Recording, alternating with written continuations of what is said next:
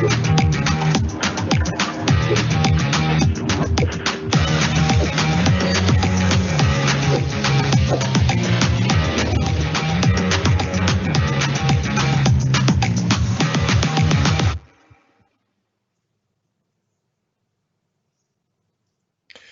morning all and welcome. My name is Colin Jennings. I'm the National Policy Manager of Cities, Housing and Planning at the Property Council of Australia. Today, I have the pleasure of hosting your exclusive behind-the-scenes look at the Amberley, a world-class build-to-rent project situated in the heart of New York. The Amberley sits on Lenape land in New York, so we pay our respects to the First Nations people of New York and the United States. We are also streaming to you live from our Sydney office, which is on the land of the Gadigal people of the Eora Nation. On behalf of the Property Council of Australia, I would like to acknowledge the Gadigal people and the traditional custodians of country from the lands on which you are joining us from today, and pay our respects to past, present and emerging elders. The format of today's event will include your behind the scenes virtual tour featuring the Amberley, New York. We will then hear from the project team, as well as our two resident build-to-rent experts from Greystar and CBRE to discuss what the Australian property sector can learn from this highly successful project. I'm certainly excited to get stuck in today, but before we do, I would like to thank our virtual tour host, Woods Bagot, especially the wonderful Alex Warland for coordinating this international event, and our co-partner, Minta Ellison. This year has been a challenging one, and we deeply appreciate both Woods Bagot and Minta Ellison's ongoing support to be able to deliver these amazing events to our members. As technology likes to throw us a curveball at the worst moments, we have provided you with a link to the video embedded in a fact sheet with the project images in case you have difficulty watching this video from Teams. The link can be found in the email attachment we sent just before this session. We will also send around a recording of the event and a link to the video in the following days. I'd also like to highlight that as we describe build to rent and some residential models slightly differently from our American friends, please consider the following terms interchangeable throughout the day, being build to rent and multifamily. Also, for those that aren't fluent in American residential language, condos and apartments might crop up. In the US, a condo is akin to our traditional build-to-sell units as they are owned by individuals, whereas apartments are rental properties that are usually owned, not just managed, by a property management company. Well, I certainly can't wait any longer. Let's get to it. So, from the comfort of your computer, sit back, relax, and enjoy a short virtual site tour of the Amberley.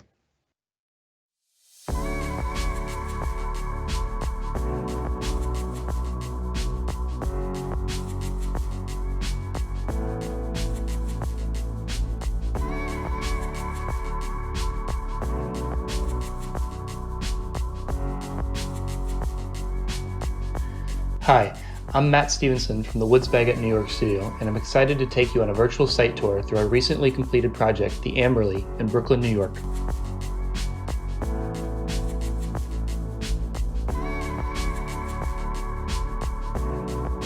The project is uniquely positioned between three distinct Brooklyn neighborhoods. Downtown Brooklyn, from which the building takes its tower scale, the Dumbo neighborhood near the East River, which provided many of the materiality cues for the building and the site, and Brooklyn Heights, where traditional New York brownstone homes served as the inspiration for the facade patterning of the building, allowing larger floor-to-ceiling glass in residential living and dining areas, and more private, opaque areas at bedrooms.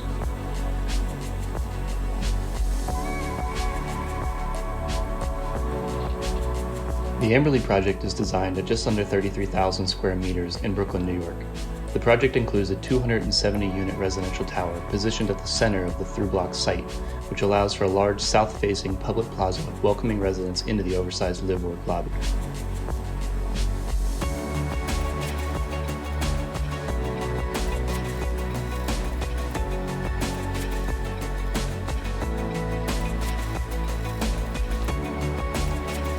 The amenities at the Amberley are carefully placed throughout the building section, with fitness areas below grade, a large working lobby at the ground floor, a roof deck with grill and seating at the 9th floor, and the overlook sitting at the top of the residential massing. This idea to distribute the amenities was established to try and invigorate as many different areas within the building and allow each of the spaces' distinct location and design cater to different resident activities. The overlook space is really unique because instead of placing high-value residential units at the upper level, the Amberley allowed that space to be a common amenity for all residents of the building.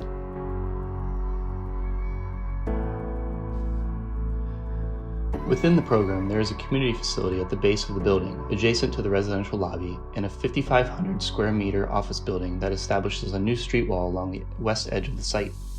That office program is grounded through 1,000 square meters of retail that creates a new way of engaging the public along the busy J Street corridor. Each of these building components is integrated into the site's design through the use of common materials: terracotta, blackened metal, and glass.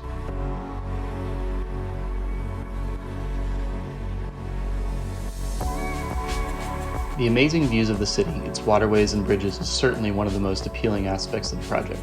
The residential units were designed so that as soon as each residential unit door is open, a view is immediately presented through floor-to-ceiling glazing within the living space, engaging each resident with their own private vision of the city.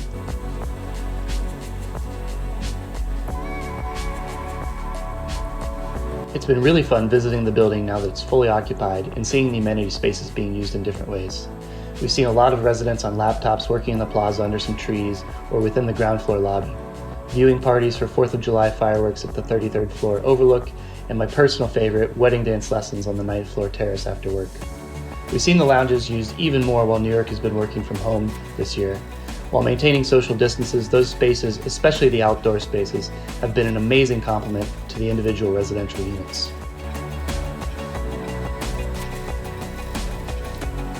While we're always enthusiastic to talk about the architectural form, materiality, and use types, we're most excited by the spaces the building creates to bring residents together or to interact with the public through community facilities, beautifully designed plazas, or the integration of retail to activate streets in a whole new way. We'd love to continue that discussion with you and hope you'll reach out, but for now, thank you for touring the Amberley project with us.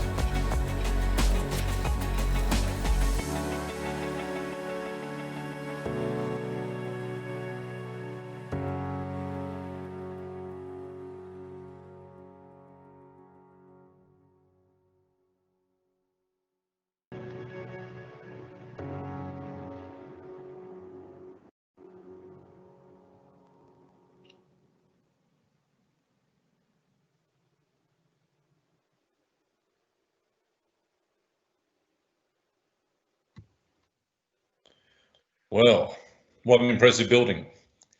We now move on to our informative session with our speakers for today. So I'll hand you over to Nathan Devison. Nathan is the managing partner for the Sydney office at Minter Ellison. He also leads the firm's state taxes and stamp duty practice. Nathan advises on complex real estate transactions, specialising in transaction structuring and state tax issues. Nathan also sits on the Property Council of Australia's Build to Rent Roundtable and has been recently working with a number of clients who are establishing their BTR portfolios in Australia. So I'll leave you in his good hands. As always, if you have any questions throughout today's discussion, please use the chat function to submit. You can find this by moving your mouse and a menu bar will appear across your screen. We do encourage you to ask questions as they pop into your head throughout the session, and if you prefer, you can submit them anonymously. Over to you, Nathan. Colin, thanks very much, and welcome everyone to this live event this morning, and really to get some insight into a fantastic project in Brooklyn and a bit of a window to what the sector will become, hopefully, in Australia. So I'm going to just give a quick intro to our panellists, and then I'll ask each of them to outline their role on this project. But we've pulled together a great team of people who've been involved in the project, and then some experts on the Australian market to give us some insights. So first up, we're going to have our designer from Woods Bagot, Matt Stephenson, whose voice you heard on the video. We'll then be talking to the tenant and leasing strategy leader from Corcoran, Jody Stassi. Then the owner and operator from Greystar, Adam Pillay. And then we'll look a bit more broadly around branding and tenant retention from Irico. We'll talk to Stephen Cornwall. And finally, to get some real insight into the Australian local market from CBRE, Kate Heaney. So, Matt, I might pass over to you now to really outline your role in the project. Yeah, absolutely. Thanks, Nathan. So as Nathan said, my name is Matt Stevenson. I'm an associate principal with Woods Bagot Architects here in New York, and I led the design and delivery of the Amberley project in Brooklyn. And through that process, really kind of from the very beginning, really understanding the site in a very deep and meaningful way, understanding what strengths it has, and a lot of that is around the views that you saw in that last video.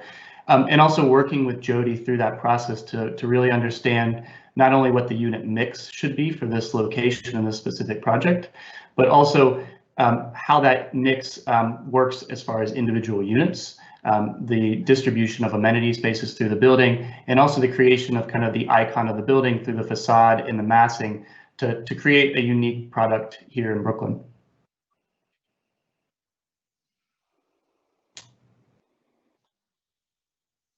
Thanks very much, Matt. Now, Jody, over to you.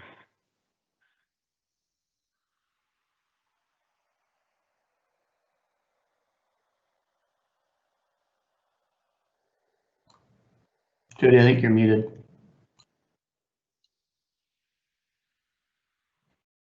You may be on mute there, Jody.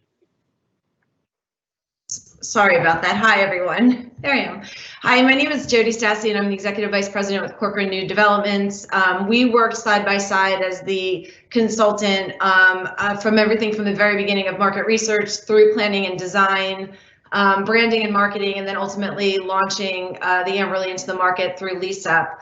And take a very kind of detailed approach to where the market is at, what the market needs, who the demographic is that we think will call it the Amberley home, what are they looking for in a build to rent, what is the lifestyle that needs to be included in this building, how do we maximize the space and not just the apartments, but taking advantage of the height, the views, and kind of working side by side with Matt's team to help bring this project to life.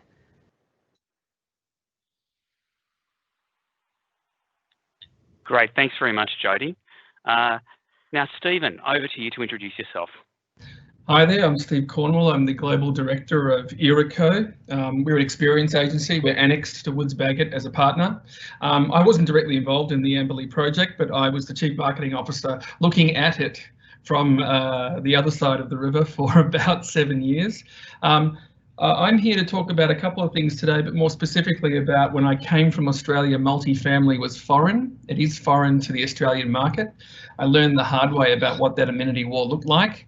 And now I'm working cross purposes for Irico as the Global Director, really in Australia and in New York City, across both countries and both continents. And I'm keen to talk about what it means for builders, developers and the Australian landscape as it grows into this amazing new territory.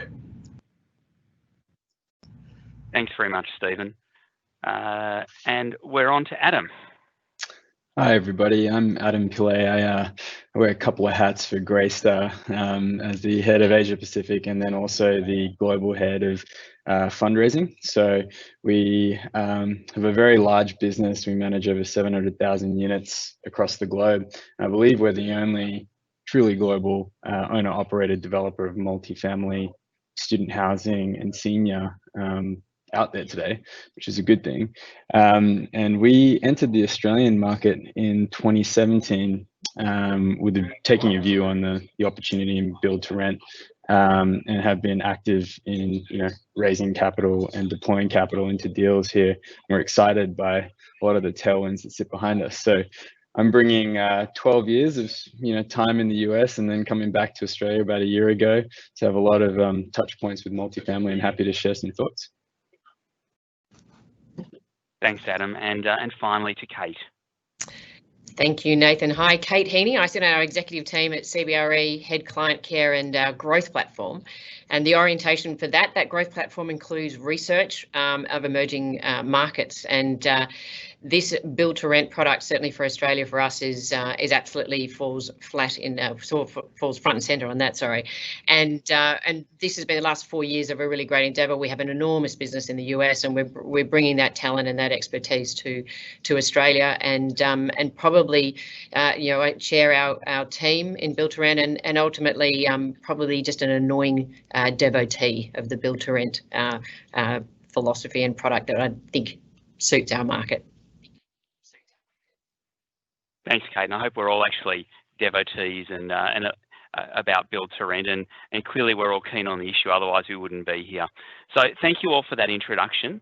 And now I've got some questions that I can dive into in a bit more detail, and then once we've run through some initial questions, we'll open the questions to all of the guests at the event today, and we'll get some broader questions. So Matt, firstly to you, certainly in Australia, we're starting to talk about some of the planning and design issues that could either enhance or limit or in fact make or break the industry here.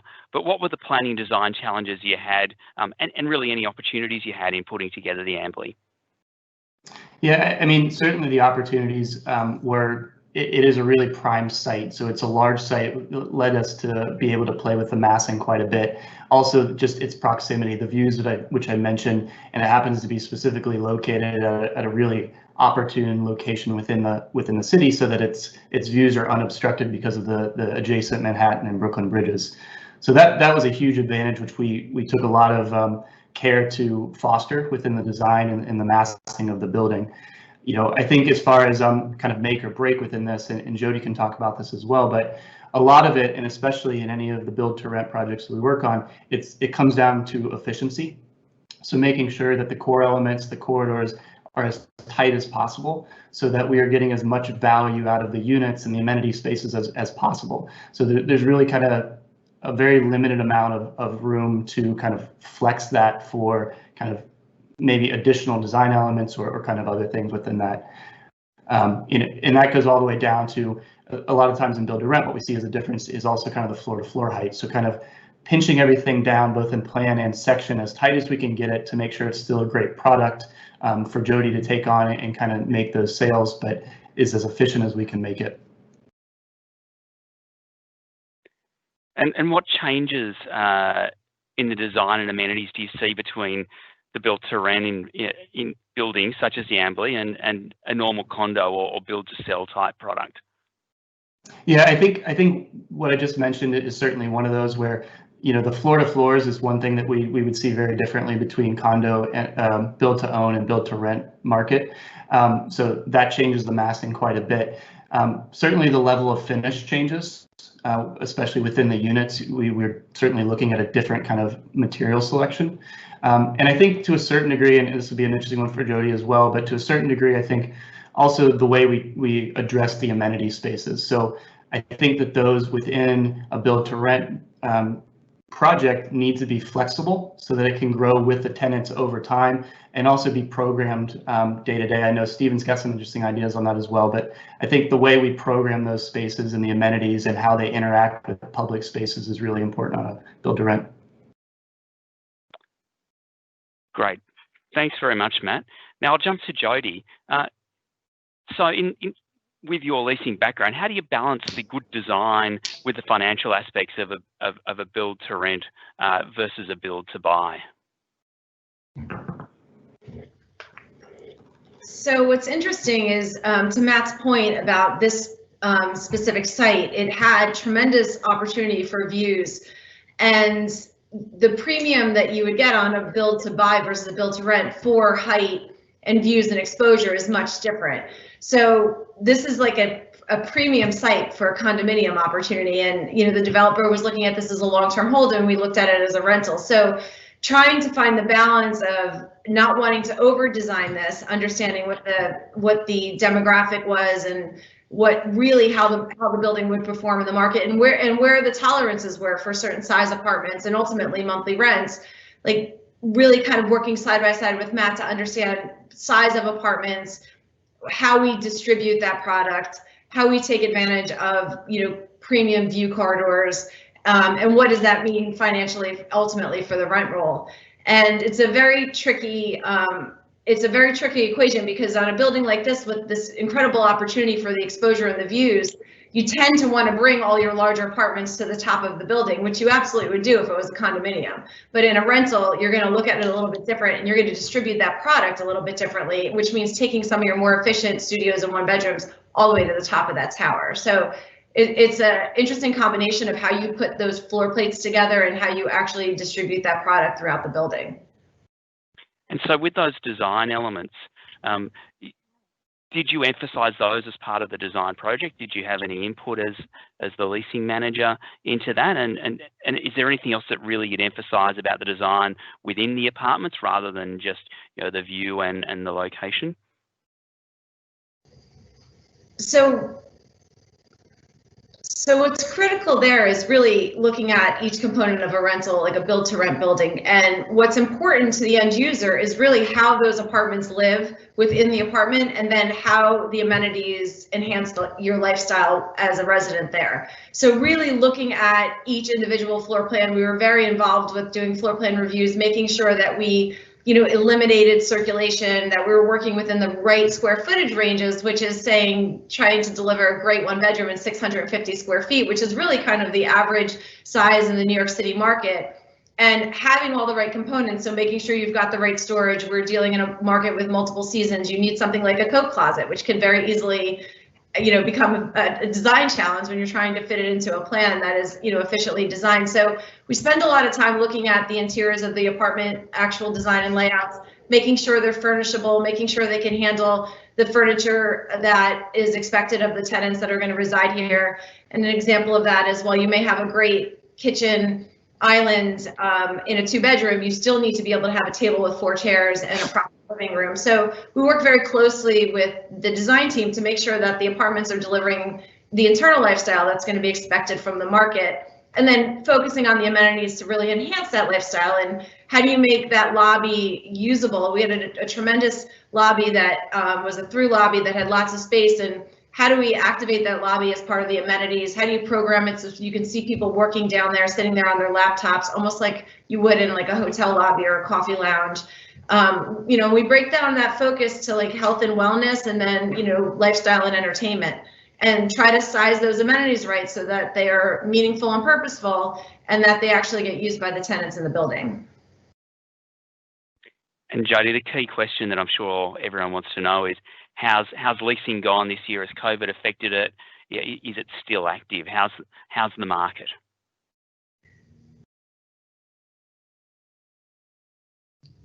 So Amberley has actually been completely leased up and is now pretty much in a stabilized building. I think the challenges that we're experiencing this year is the amount of vacancies that are happening across the city.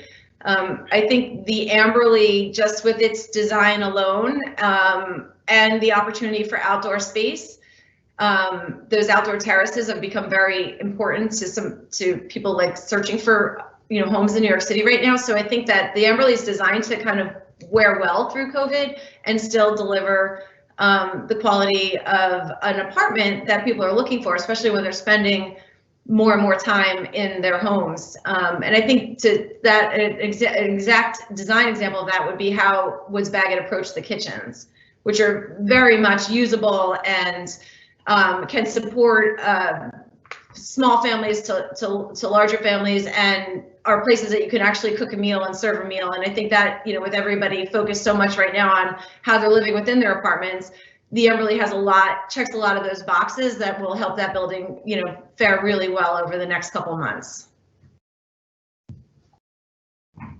That's fantastic. Thanks so much, Jody. Now, Adam, Greystar, I mean, you're huge in multifamily and build to rent around the world, and you've expanded through internationally into many different jurisdictions. How do you think the Australian renter demands are going to differ to your other markets around the globe? Yeah, it's like the classic question, right? When you come to a market which has historically been individual investors owning apartments, as to, well, what does the renter want, right? And I'll use an example before getting to Australia, but when we went to China, we immediately assumed it was going to be completely different to everywhere else in the world. because of the different, stark differences in culture and demands. And so we spent a couple of months doing a market study, really trying to understand, what the renters wanted, and guess what came out of it? There were some really key issues that they wanted to focus on. One was security of tenure. One was lack of amenities and services. And the other was, the ability to have a community which is sort of like-minded people. And lo and behold, that's exactly the same thing that we saw in London. It's exactly the same thing that we saw in many of the new markets we entered in the US as well.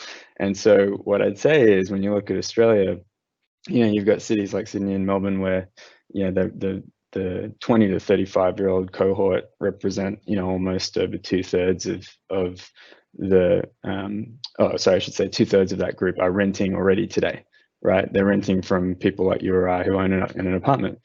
But the single greatest concerns they have are very, very similar to what, every other market we've entered into has experienced. So to talk about the differences will lie within individual cultural elements for sure. But I think if you look at the key kind of items within that demographic, that target demographic, which we like to look for, there's more similarities than differences, frankly. And so we think that's a great kind of sign for us to go and create an institutional asset class here, which long-term investors can enjoy a very stable and durable cash flow out of.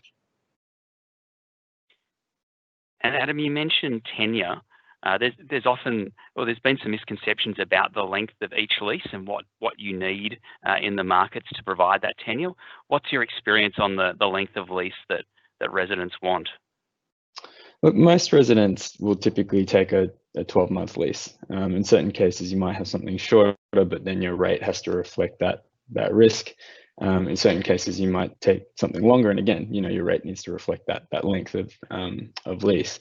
But an important component of multifamily is that you do need a level of turnover in your buildings, and it's normal to have that, because that does allow you to re-rate apartments to market style rents. And so that can go up or down, obviously, but it's an important component in managing through that vacancy period and that lease up in order to create a growing cash flow over time. And so I think Australia will be very similar. I can't imagine signing, at least when I was a student and a young professional, signing a 5-year lease to live anywhere. I think the reality is you want options, and so as your income grows, you may want a bigger apartment. You may move in with your girlfriend. You may want a bigger apartment. You may lose your job. You may want a smaller apartment.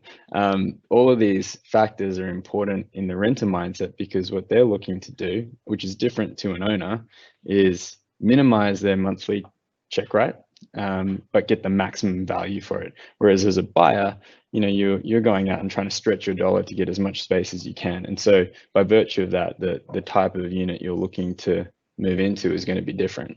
And so sort of long-winded answer to say, I think 12 months is probably the right starting point, but we are flexible as we need to be through our lease ups. Thanks, Adam. That's interesting, because a number of the legislators in Australia think the build to rent means very long leases, and they're building that into some of their rules. So I think the industry still has some education to do there. Well, I think the key there, just to add to that point, is the lease tenure this is a very retail, customer oriented asset class, right? So you have to think about what your renter wants. In terms of ownership and maintenance of a building's characteristics, the people that should own this can be individuals if they're wealthy enough to own an entire building. But more likely what will happen is you'll follow the rest of the developed multifamily markets around the world, and you'll see institutional investors own this asset class, because it really is a commercial real estate asset class, right? You're creating a cash flow that can be repeatable, which is very well accepted by groups that are looking to diversify away from things like stocks and bonds, right? And so that, I think, is a very important factor in the decisions for the local governments around saying, hey, as long as you keep your building as a rental, you should enjoy, all the benefits that we're planning to give to you. But for your renters, so long as you can ensure that people can have a home and you're not raising rents to the point where you're creating too much vacancy or pushing people out of their homes, then you should be fine, right? And that needs to be left on the landlord's kind of responsibilities to ensure that. And then, Adam, the sort of similar question to Jody, what's been the impact of COVID on your operations? Yeah, look, I mean, I'll talk about multifamily first. I think multifamily's resilience has really shown itself through this period of time. As most people were forced not to go to the office, people had to stay home. And so that really, this is a needs-based asset class, which really proved out its need over the last 12 months or so. And so what we've seen, if I look at our US portfolio, we're sort of 98% collected on all of our rents. Now, rents being collected is different to rent growth, and we have seen some pockets of the country where rent growth is coming backwards, right? But broadly speaking, you're still cash flowing out of these assets, and that's important. For our portfolios as a whole, we've seen moderate rent growth through the cycle through COVID, but what we have seen is a differentiated use of our amenity space. And this is important because I think this will translate into how we think about design and construction going forward. To some of Matt and Jody's points a little bit earlier, and this will be global because I guess COVID being a global pandemic, it's really been a bit of an accelerator for a number of things we were thinking about already, but then required us to then implement in our buildings. And so, what do I mean by that? Practically, we've seen the need to have slightly larger common areas so that we have enough room for people to be adequately spaced out between each other. We've seen a greater request for co-working space, through our common areas. That could be an area for us to generate some revenue as well, beyond what we have now, or in partnership with, co-working operators, if that's what we think is the best course of action. So there's going to be certain elements that have come out of this, and I do think the work from home, component of our office lifestyle will continue in some capacity. At least there'll be a wider acceptance of it, given the technology kind of infrastructure is there to do it. So as a landlord and as an operator of multifamily, we have to obviously ensure that our buildings maintain up to spec to cater to that changing demand. So long story short, operations have been okay and holding up well. And I think it is going to be something that will impact and influence our design and construction going forward. Thanks, Adam. Now, Sydney's seen the launch of the first sort of institutional grade build to rent product by Mirvac under the brand of LIV. So Steve, what is the role of branding and the experience in creating a meaningful differentiation in this market? Well, I think the first thing is this will be a commoditized play like most other commodities that become very popular in the market. I mean, before I get into the idea of loyalty and the idea of brand experience, I think there's two key rebuttals for Adam's overview. A lot of the market in Melbourne that I'm talking to, a lot of developers see this as a road to groom people to build to sale. They see rental as a pathway potentially to sale, not as a lifestyle choice that people need to make. So I think what's happening in the Australian market is a lot of developers don't understand that actually build to rent is not development. It is an operation. It is an absolute ecosystem. And yes, there's a building, but there's also consumer data and surveillance of those people and understanding the user and how they use their building. There is amenity wars at play, absolutely, that I'm seeing. It's a race to the bottom. How much more amenity can we add in? I think to Adam's point about the idea of co-working, we've had every single developer throw the kitchen sink at us as to what kind of amenities are required to retain young millennials in particular.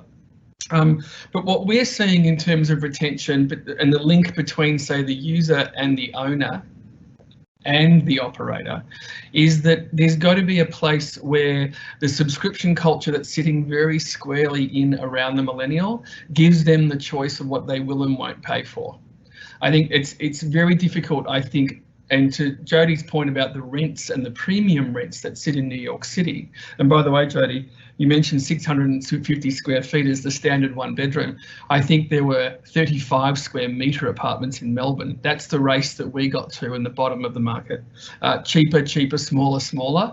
That is not the world that anyone wants to live in. So what I'm really excited about with Build to Rent, and by the way, we've recoined it Build to Relate, but Build to Rent is a developer term, right? Build to Relate is about the user. How are we building something for this ecosystem, for their community? And as much as design plays a key role, all the services, and I'm going to give Greystar some credit here, the actual services and the way they service and lease up a building and then maintain those relationships is absolutely key. Not every developer can do it. It's a very different ecosystem. Loyalty is about the service. As great as the design can be, if they don't have the service, if it's not a great experience once they're living there, the design won't really matter. So it has to be about the ecosystem of the operation. And yes, of course, the design's got to be great, but if you put 3 key pillars around what the operation is, it's the data and the consumer experience, it's the physical asset, the design, and it's the amenity. And my view, of course, on the amenity is that there's only so much amenity you can afford to put in a building before it becomes cost prohibitive. Certainly over a 30-year play, you've still got to maintain it. And so I think that we should be broadening the experience to the neighbourhood also. Build great amenity, but don't close it off to the neighbourhood around it, because that's going to create a better experience, and I think a better community overall. And loyalty. Now,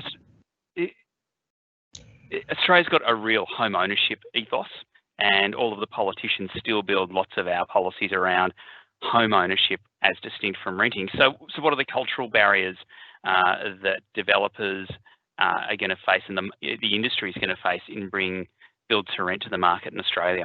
Well, I think what Adam just mentioned about research in China, if you think about the migration of Asians to Australia, and certainly the growth, I think 31% of millennials in Sydney and Melbourne are Asian born, weren't born in Australia. There is a culture of ownership in China, certainly in Asian born Australians. 1 in 5 millennials in China own their own home outright, and it's a cultural piece of investment to own the property. And that's different to say 1 in 8 Australian-born millennials are pushed to own a home. So there is a cultural difference based on the multicultural nature of Australia, and the fact that the Chinese-born and Asian-born millennials absolutely strive for ownership. It's part of their culture to own. And if you look at Melbourne in terms of growth, it was fueled and funded by Asian investment.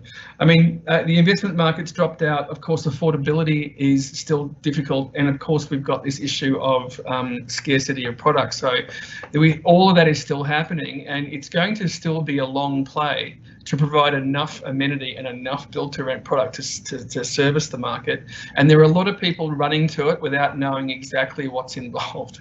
The idea of institutional investment, which I think Adam says is obviously a road in the path, I still think that's got some barriers in front of it. People don't know how to value those buildings properly yet, and there's been a cultural change there to make that happen in the market. So I'd like to think the road was smooth and straight, that Adam nicely laid out, but I think it's got some hurdles and challenges, and it's going to take some time, and it's going to take delivery by people like Greystar to prove out to the audience it is a lifestyle choice and not a backseat.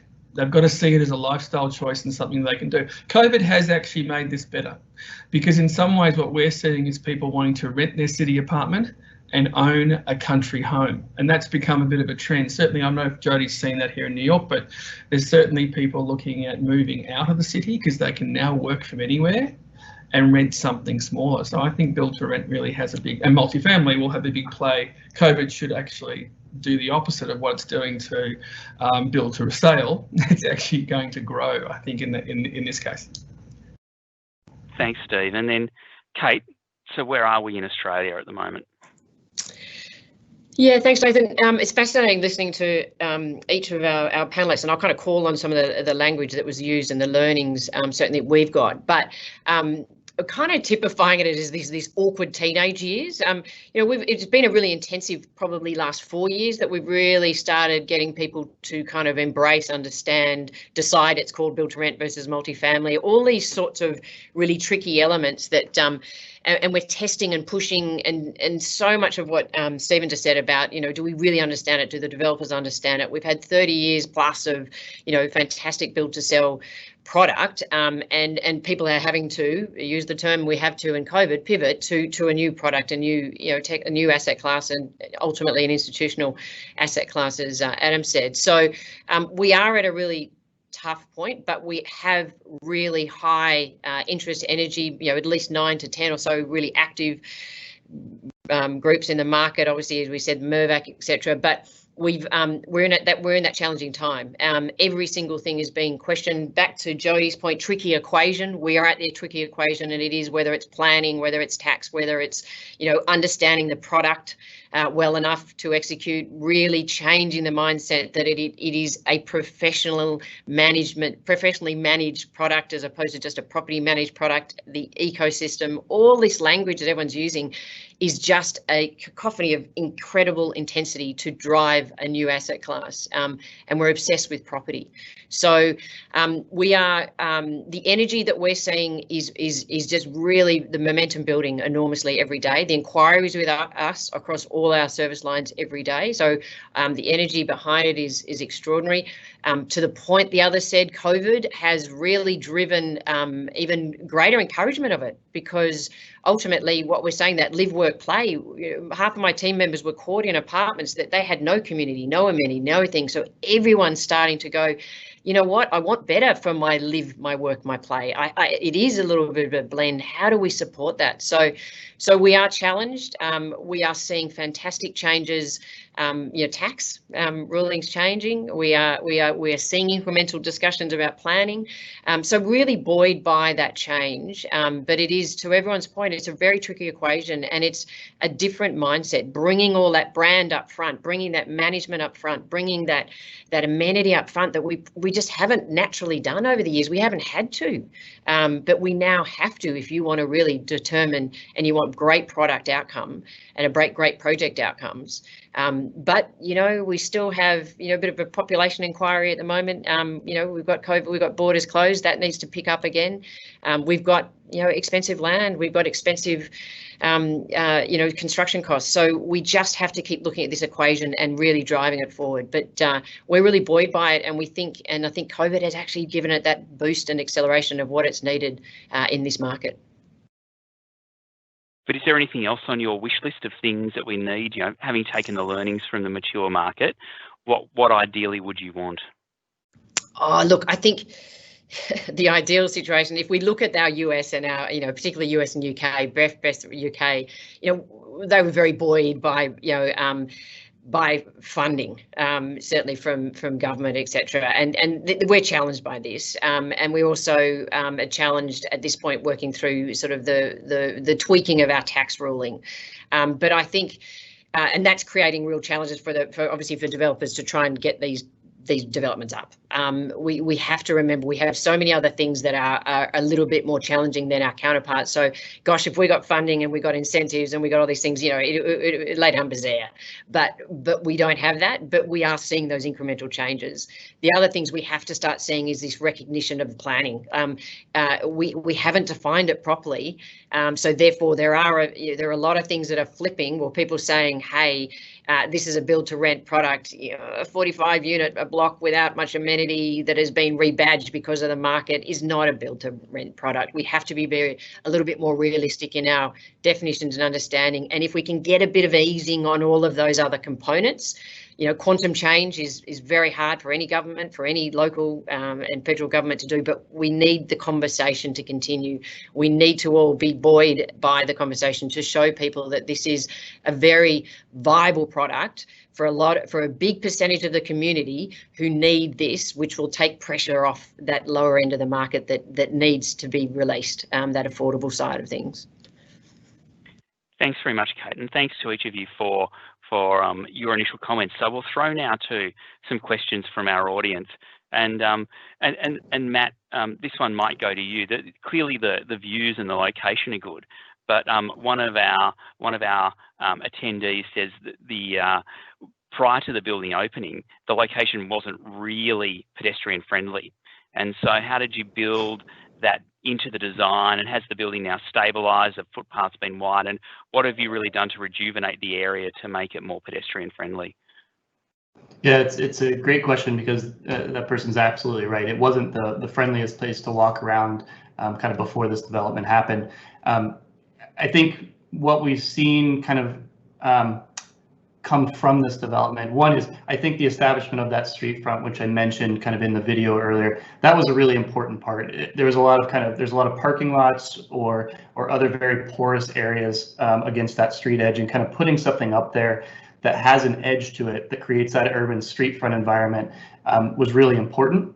It's a little bit tenuous right now. It opened at a kind of strange time just before the pandemic. So while the office is open, the residential units are open, the retail has not yet opened. So we're in a little bit of an in-between flux zone, but we have seen just in the 270 units that are in the residential tower, there's a lot more foot traffic on the street, going to Subways in the morning, even still, or kind of just out to the neighborhood for eating and drinking. So we have seen that pick up a lot. I think part of what we did in the design, in addition to that street edge, was the creation of that public plaza, which I mentioned. So really carefully creating where that sat within the site, making sure it had a lot of sun on the south face there, and it had adjacencies to those streets, so that it was really porous for the public to come into the site and really be a part of this project. And then a question for Jody and Matt: was the office component really important? Does that play into the leasing of the residential apartments, and was it a requirement of the city, or was it just good design, good investment? I can jump in first, Jody, and then if that's okay. I was going to say it's kind of linked to the public plaza, which I just mentioned about. It's kind of an interesting part of the New York City zoning, where we actually had maximized the amount of residential area we could use. So through the creation of that public plaza, we got bonus area. And this, again, certainly conversation with Jody and team about what was the best use for it. We went through versions of the office, of dormitory, of hotel use, education use. At least from our opinion, I'm curious to hear Jody's thoughts on the leasing part of it, but in our eyes, given its location kind of near Dumbo, there's some higher education facilities nearby. So looking at this as kind of a maker space, which we're seeing already in some of the adjacent neighborhoods, made a lot of sense, at least architecturally, for that use type. Wasn't required by the city. That could be anything non-residential though.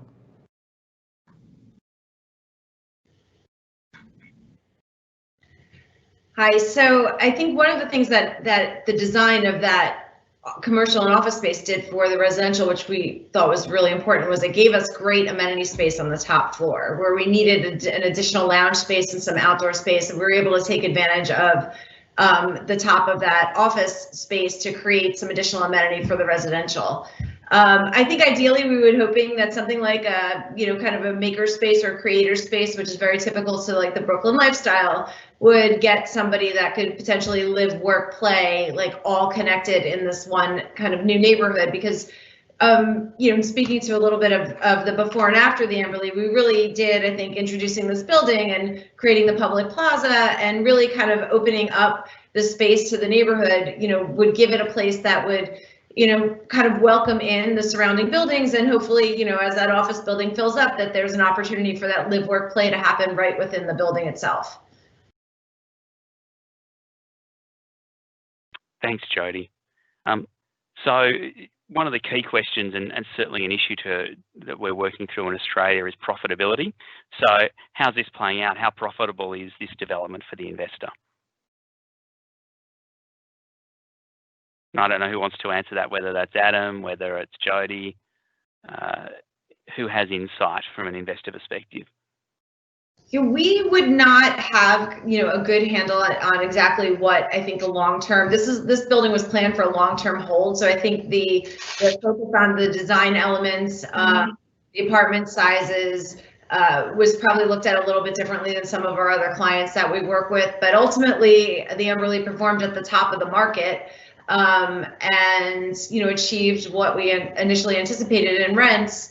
And to me, that's a success story when we get to the end of a lease up. Yeah, I guess just to play that question out, obviously we all have different roles in the life cycle of a multifamily investment.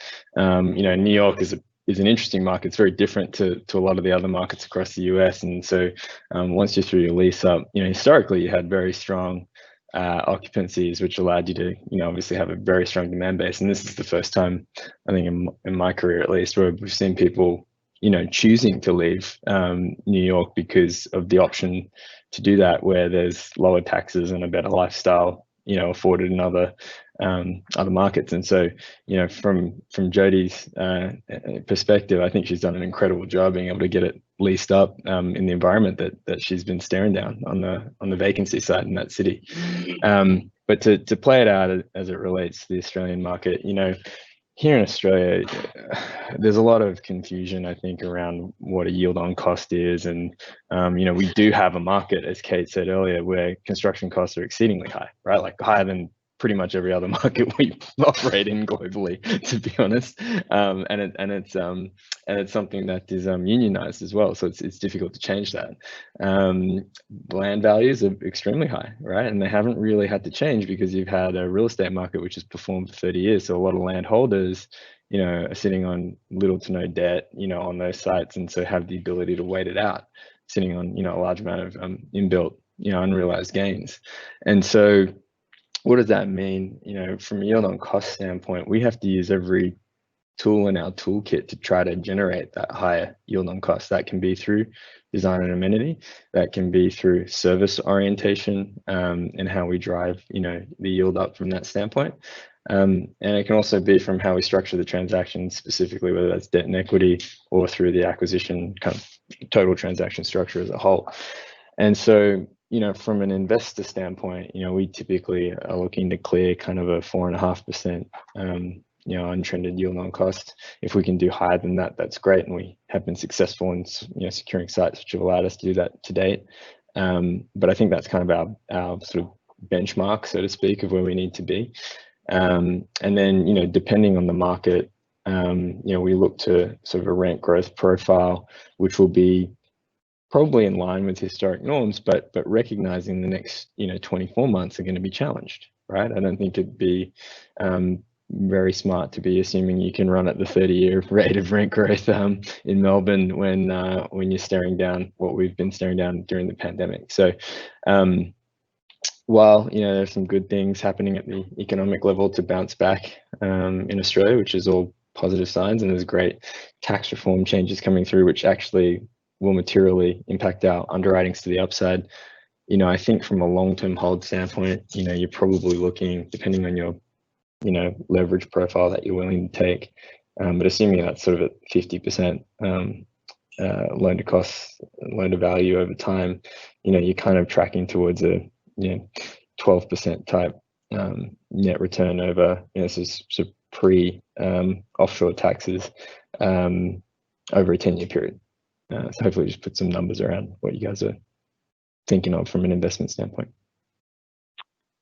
Thanks, Adam. So there's a range of questions that have come through around tenant management. How do you actively manage the tenant experience? How do you manage tenant retention? What are the costs that you have to build in to manage refurbs each year?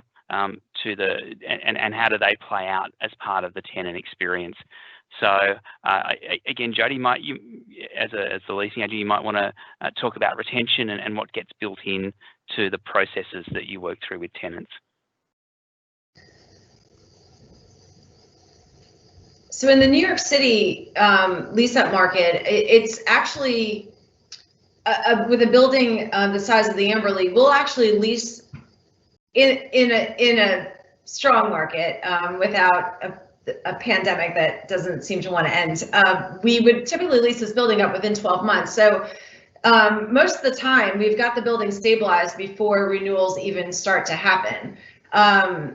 the standard is different as far as, people vacancies after an initial lease up, and sometimes we're involved in that, sometimes we're not, but most of the time on something like the size of the Amberley, we'll get through the initial lease up and turn basically the tenant retention management over to the management company. Greystar happens to be part of that, and they're kind of moving that forward. But I will tell you from a leasing management point of view and the overall experience, and somebody spoke about that, I think Stephen spoke about that earlier, the experience from the minute that they arrive to move in all the way through how the building functions, how the amenity spaces are maintained, and how management responds to tenant requests is so critical to renewals and retaining that tenant for a longer period of time.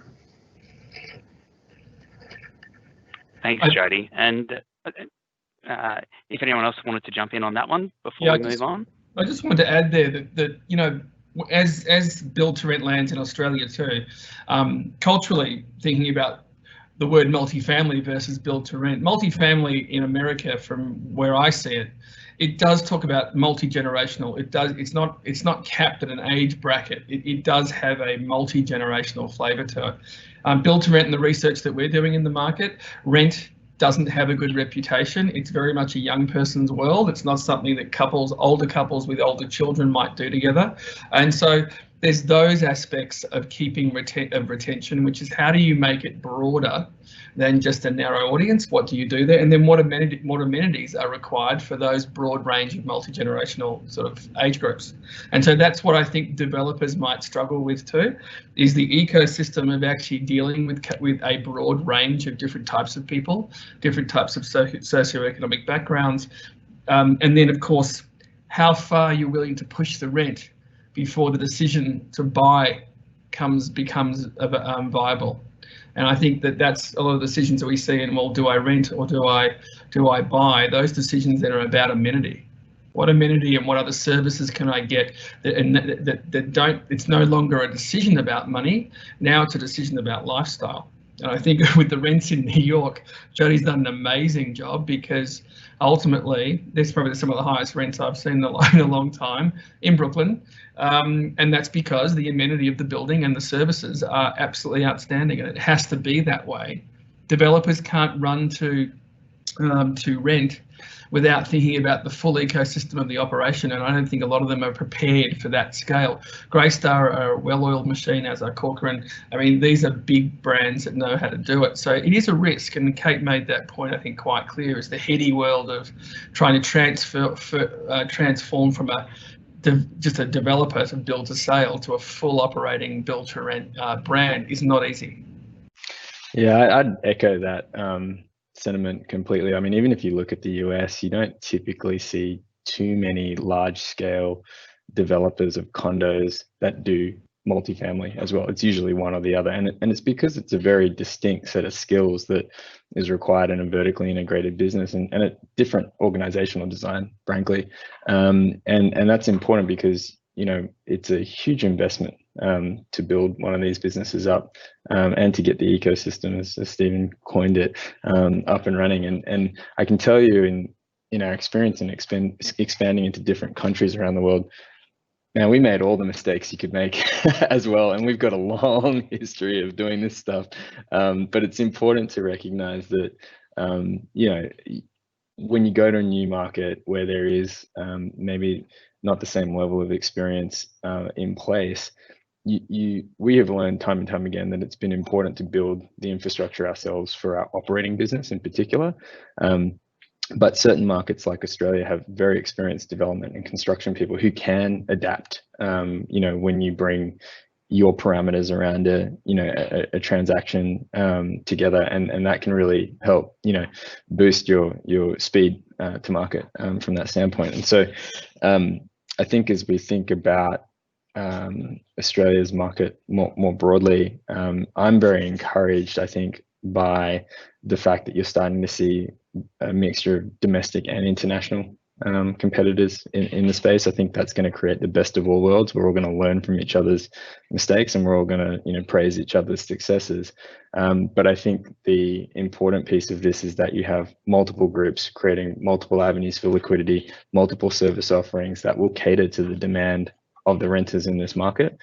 But to be clear, this isn't meant to steal any market share away from the condo buyers. What we're trying to do is address supply and demand in these cities and bring a different type of supply in alongside for sale, residential, which will cater to the changing demand needs of the population. And what you should see over time is a more steady, approach to residential price growth versus kind of bubbles, which tend to happen more when you have only a for sale market.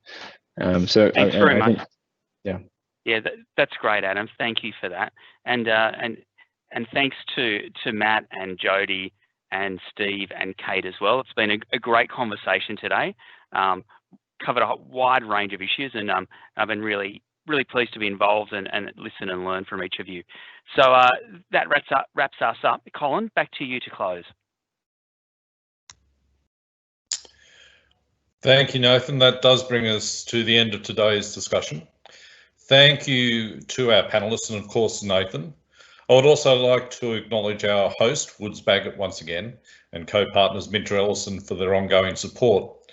We are excited to announce that for the next virtual site tour, we will be boomeranging back to Australia and heading to a cutting-edge healthcare facility in Victoria, hosted by Centuria in March of 2021.